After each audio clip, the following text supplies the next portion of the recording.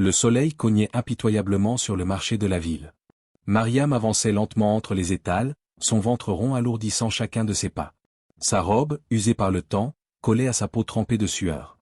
Malgré la fatigue, elle continuait à chercher des légumes qu'elle pourrait se permettre d'acheter avec les quelques pièces au fond de sa main. Chaque sou comptait. Depuis la disparition tragique de son mari quelques mois plus tôt, elle se débrouillait seule pour survivre. La grossesse rendait les choses encore plus difficiles, mais Mariam refusait de sombrer. Alors qu'elle s'apprêtait à quitter le marché, un véhicule de luxe noir s'arrêta brusquement devant elle. Les vitres teintées descendirent et laissaient apparaître une jeune femme élégante, vêtue de soie et couverte de bijoux. C'était Clarisse, connue dans tout le quartier pour son arrogance. « Et, toi » s'écria Clarisse d'un ton sec. « Tu ne vois pas que tu viens de salir ma voiture avec tes haillons ?» Mariam, surprise, recula aussitôt. Elle n'avait même pas effleuré la carrosserie. Ses mains tremblaient alors qu'elle essayait d'expliquer. « Madame, je vous assure que je n'ai pas touché votre voiture. » Mais Clarisse, furieuse, descendit et s'approcha. Sa voix portait haut, attirant les regards des passants. « Espèce de menteuse. Comme si ta misère te donnait le droit de salir ce qui ne t'appartient pas. » Mariam sentait les larmes lui monter aux yeux. Elle voulait simplement s'en aller, mais Clarisse la retint par le bras. Les insultes pleuvaient comme des flèches empoisonnées. Puis, sans prévenir, la main de Clarisse s'abattit violemment sur sa joue. Un silence choqué envahit la foule. Mariam porta sa main à son visage en feu. Et soudain, elle sentit une chaleur humide glisser le long de ses jambes. Sa poche des os venait de se rompre. La panique s'empara d'elle. « Mon Dieu, le bébé !» murmura-t-elle en se tenant le ventre. À ce moment, une voix grave retentit. David, le fiancé de Clarisse, venait de descendre du véhicule. Ses yeux allaient de Mariam, pliés de douleur, à Clarisse, dont le visage restait dur et orgueilleux. « Mais enfin, Clarisse, tu as perdu la tête ?» Il se précipita vers Mariam, l'attrapa avec douceur et cria aux passants. « Appelez une ambulance, vite !» Clarisse, prise de court, resta figée, incapable de réagir. Devant tout le monde, son fiancé venait de prendre la défense d'une pauvre femme contre elle. Mais pour David, à cet instant précis, il n'y avait qu'une urgence, sauver Mariam et son enfant. La sirène de l'ambulance résonnait encore dans les oreilles de David lorsqu'ils arrivèrent à l'hôpital. Mariam, haletante, était couchée sur une civière, les mains crispées sur son ventre arrondi. Sa respiration saccadée montrait l'urgence de la situation.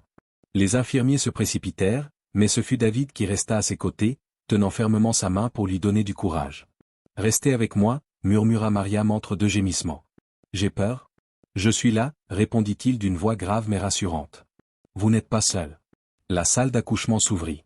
Les médecins, concentrés, donnaient des ordres rapides.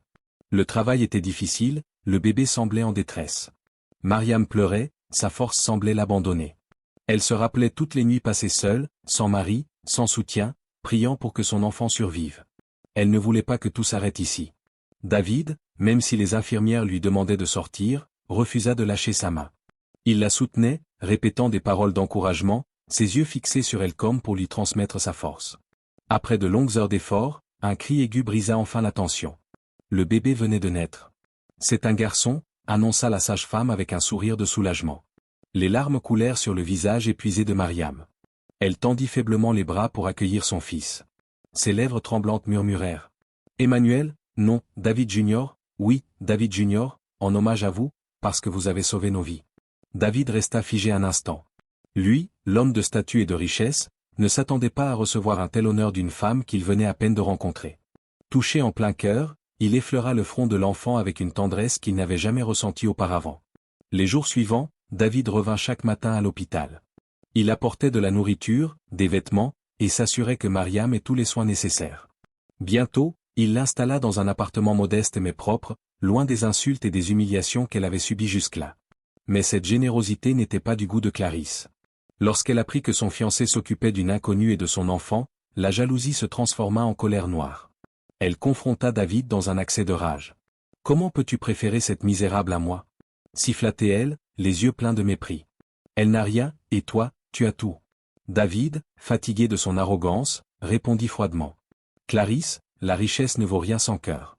Et aujourd'hui, je vois clairement qui tu es. » La décision fut rapide et irrévocable, il rompit ses fiançailles avec Clarisse. Désormais, son regard et son cœur étaient tournés vers Mariam et son bébé, une nouvelle lumière dans sa vie. Le temps passait, et Mariam, désormais installée dans l'appartement que David lui avait trouvé, commençait peu à peu à reprendre goût à la vie. Chaque matin, elle voyait David arriver avec un sourire sincère, des provisions sous le bras, ou parfois un jouet pour le petit David Junior.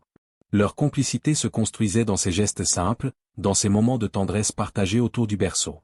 Un jour, David lui proposa de travailler pour lui. Pas comme une simple domestique, mais comme une aide de confiance dans sa maison familiale. Mariam hésita. Elle craignait le regard des autres, les murmures de la société. Pourtant, la sincérité dans les yeux de David la convainquit. Elle accepta, promettant de donner le meilleur d'elle-même. Dans la maison de David, elle fit preuve d'un dévouement exemplaire. Elle s'occupait des tâches avec soin, mais surtout, elle offrait à David une présence douce et attentive qu'il n'avait jamais connue. Leurs conversations s'allongeaient, leur silence devenait complice. Et, sans qu'ils ne s'en rendent compte, leurs cœurs s'attachaient l'un à l'autre. Pourtant, ce bonheur naissant ne tarda pas à rencontrer des obstacles. La famille de David, issue d'une lignée respectée et fortunée, voyait d'un mauvais œil cette femme pauvre, sans éducation, prendre une telle place dans sa vie. Sa mère, en particulier, s'opposait farouchement à cette relation. « David, tu ne peux pas faire entrer cette femme dans notre famille. Elle n'a rien à offrir, rien à apporter à notre nom. » Mais David restait ferme. « Maman, ce n'est pas la richesse qui construit un foyer. C'est l'amour, la loyauté, et le respect.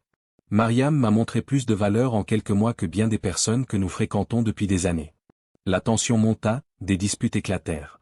Pourtant, certains membres de la famille ou des oncles et des tantes plus ouverts prirent le parti de David. Ils voyaient en Mariam une femme courageuse, digne malgré son passé douloureux. Peu à peu, les mentalités commencèrent à changer. Un soir, sous un ciel étoilé, David prit enfin la main de Mariam et s'agenouilla devant elle. « Mariam, je sais que la vie ne t'a pas épargnée. Mais si tu acceptes, je veux qu'on affronte le futur ensemble.